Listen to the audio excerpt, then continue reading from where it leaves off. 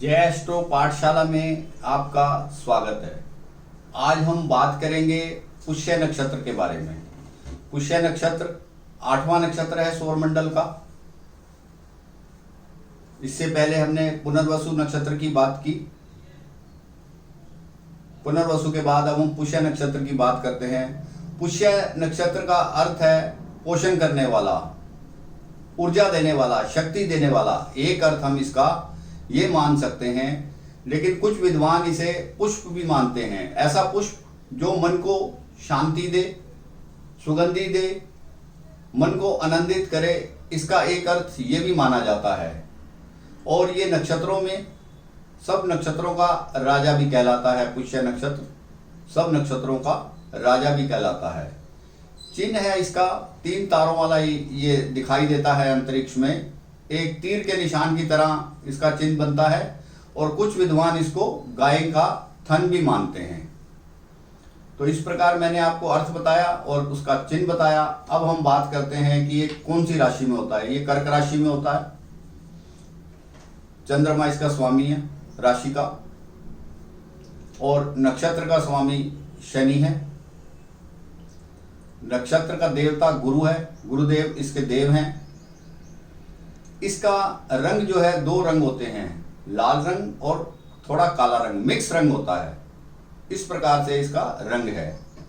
जाति इसकी क्षत्रिय है और लिंग इसका पुरुष जाति का है।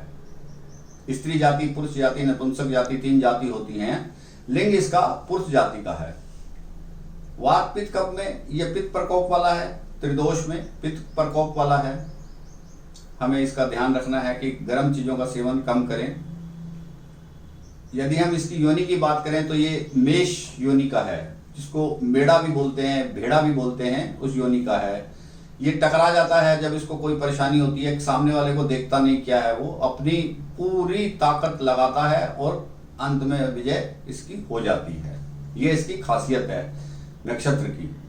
यदि हम इस नक्षत्र के नाम अक्षर रखना चाहें, नाम का पहला अक्षर जैसे हु, हे, हो, ड़ा। हु पहले चरण में आएगा, हे दूसरे चरण में आएगा, हो तीसरे चरण में आएगा और डा चौथे चरण में आएगा। जिस चरण में जातक का जन्म होता है, यदि वह नक्षत्र के हिसाब से अपना नाम रखना चाहता है तो मैंने आपको बताया। जल तत्व का है। तत्व क्या होता है? 5 तत्व हैं, भूमि, जल, अग्नि, वायु, आकाश। तो ये जल तत्व के अंतर्गत आता है।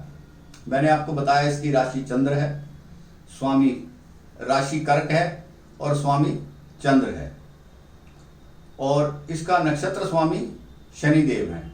पुष्य नक्षत्र के स्वामी शनिदेव हैं। गण में ये देव है। देव, राक्षस, मनुष्य में जो गण होते हैं उसमें ये देव कहलाता है। और इसका पित्त प्रकोप होने की वजह से इसकी नाड़ी मध्या नाड़ी है, नाड़ी मध्या। अब हम ये भी जान लेते हैं कि पुष्य नक्षत्र के जातक को यदि पाठ पूजा करनी हो अपने नक्षत्र के लिए तो कब करनी चाहिए, कौन से महीने में करनी चाहिए। इसको पौष के महीने में अपना अनुष्ठान वगैरह करना चाहिए। उत्तरार्ध में, दूसरे पखवाड़े में, 2 पखवाड़े होते हैं, पहला पखवाड़ा छोड़ के दूसरे पखवाड़े में, अंतिम 15 दिन में, पौष जो मास होगा उसके अंतिम 15 दिन में इसको अपनी पाठ पूजा करनी चाहिए, यदि यह नक्षत्र से पीड़ित हो। दशमी तिथि को शुभ माना गया है। शुक्ल पक्ष की हो या कृष्ण पक्ष की हो, पौष मास की, दोनों तिथि शुभ मानी गई हैं पूजन के लिए। अब इसके अंग की बात कर लेते हैं। ये मुख के लिए भी देखा जाता है, जातक का मुख और पूरा चेहरा, इन दोनों चीजों को इस नक्षत्र से देखा जाता है। दिशा इसकी नॉर्थ वेस्ट है। दिशा इसकी नॉर्थ वेस्ट है, जिसको कि हम वास्तु में भी प्रयोग में लेते हैं और राशियों में भी प्रयोग में लेते हैं। स्वभाव जातक का कैसा होगा, अब हम बात कर लेते हैं स्वभाव की। ऐसा जातक ज्यादातर धार्मिक प्रवृत्ति का होता है, ज्यादातर वो धार्मिक प्रवृत्ति का होता है। सुंदर होता है, धनी होता है, सौंदर्य वाला होता है, हंसमुख होता है और धनवान होता है। शरीर ज़्यादा भारी नहीं होता, हल्के शरीर का होता है। ऐसा जातक हल्के शरीर का होता है, दयालु होता है, कामुक होता है, इस प्रकार की उसकी प्रवृत्ति है। जातक माता पिता का भगत होता है, माता पिता का सम्मान करने वाला होता है, शिक्षा में उसका ज्ञान अच्छा होता है, कलात्मक कार्यों में उसका ध्यान रहता है, कला के कार्यों में भी वो पूरा इंटरेस्ट लेता है, स्वभाव उसका मृदु होता है। तो इस प्रकार से हमने इसका स्वभाव जाना। अब हम ये जानेंगे कि रहता कहाँ है, इसका रहने का स्थान क्या है। पुष्य नक्षत्र के रहने का स्थान क्या है? झील, नहर, नदी, समुद्र का तट, ये सब जगहें जो हैं, जो पानी के निकट स्थान है, वो इसके स्थान माने जाते हैं। आवास में इसका वास होता है, पुष्य नक्षत्र का मंदिर में होता है, मस्जिद में होता है, गिरजाघर में होता है। मेरा कहने का अर्थ यहाँ पर पूजा स्थान के जो स्थान हैं, बड़े बड़े मंदिर, मस्जिद, गुरुद्वारा, इन सब जगह इनका वास होता है। और कामकाजी महिलाएं होती हैं, उनका जो हॉस्टल होता है, वर्किंग वुमेन हॉस्टल में भी इसका वास होता है। जहाँ शराब की मैन्युफैक्चरिंग होती है वहाँ भी इसका वास होता है। धोबी घाट, जहाँ कपड़ों की धुलाई होती है, या आपके घर में जहाँ कपड़ों का धोने का स्थान है, वहाँ भी पुष्य नक्षत्र का वास है। इस प्रकार हमने यह भी जाना कि इसका कहाँ कहाँ स्थान होता है या हो सकता है। उसके बाद हम बात करते हैं कि इसके मुहूर्त में शुभ कार्य क्या क्या कर सकते हैं।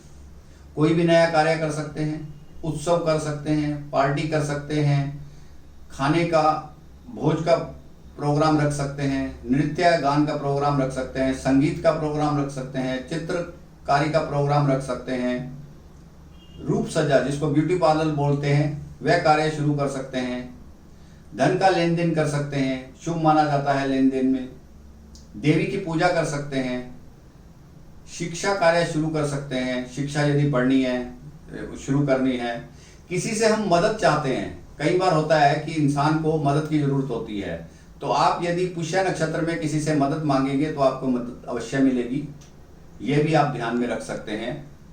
और इसके बाद क्या क्या कार्य नहीं करने चाहिए, इसके अंतर्गत जो कार्य मना किए गए हैं, विवाह नहीं करना चाहिए, क्रूर कार्य नहीं करने चाहिए, कठोर कार्य नहीं करने चाहिए, कोर्ट केस नहीं करना चाहिए, इस प्रकार की चीजें हमें नहीं करनी चाहिए। अब हम बात करते हैं कि जातक किस व्यवसाय में या जीविका उसकी क्या होगी या नौकरी क्या होगी।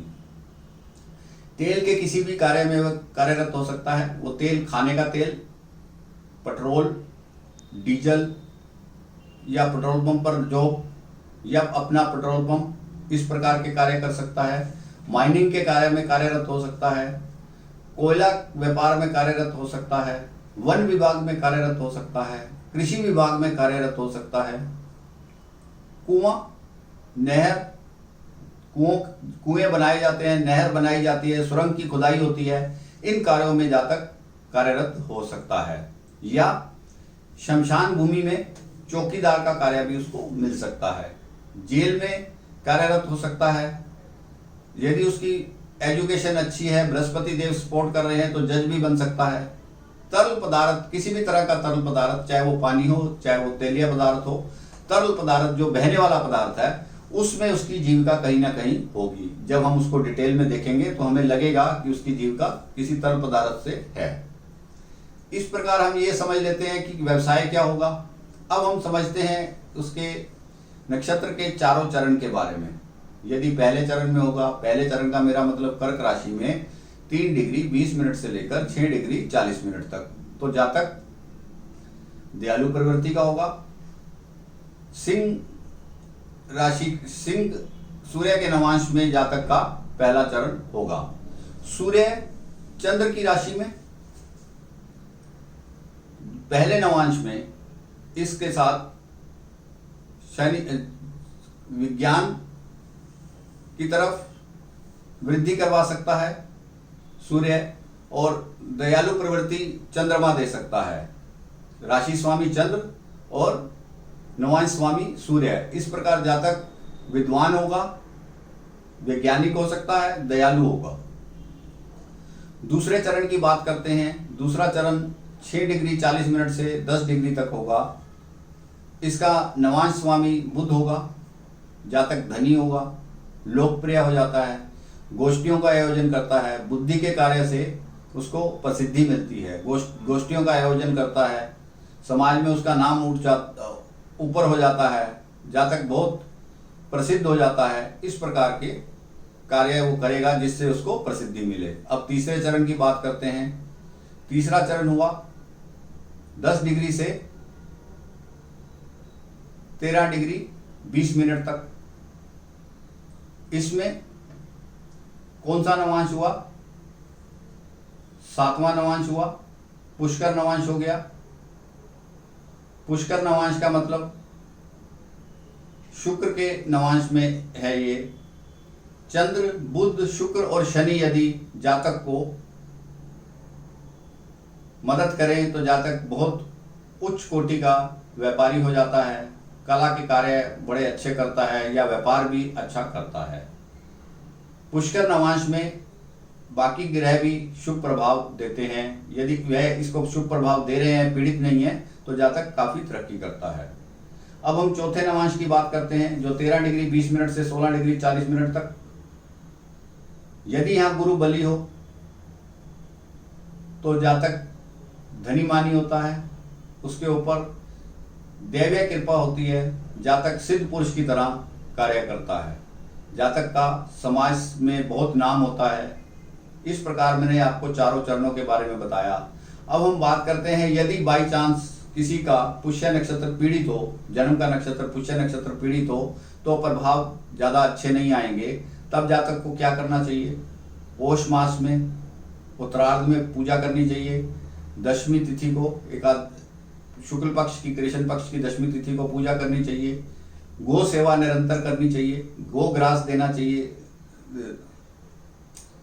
प्रतिदिन गाय की रोटी पहले बनानी चाहिए और गाय को रोटी भी देनी चाहिए और हरा चारा भी खाने को दे सकते हैं। इस प्रकार हम थोड़ा प्रभाव इसका ठीक कर सकते हैं। तो आज हमने बात की पुष्य नक्षत्र के बारे में। यदि यह वीडियो आपको अच्छा लगा हो तो इसे आप शेयर कीजिए, लाइक कीजिए और मेरे चैनल को भी सब्सक्राइब कीजिए।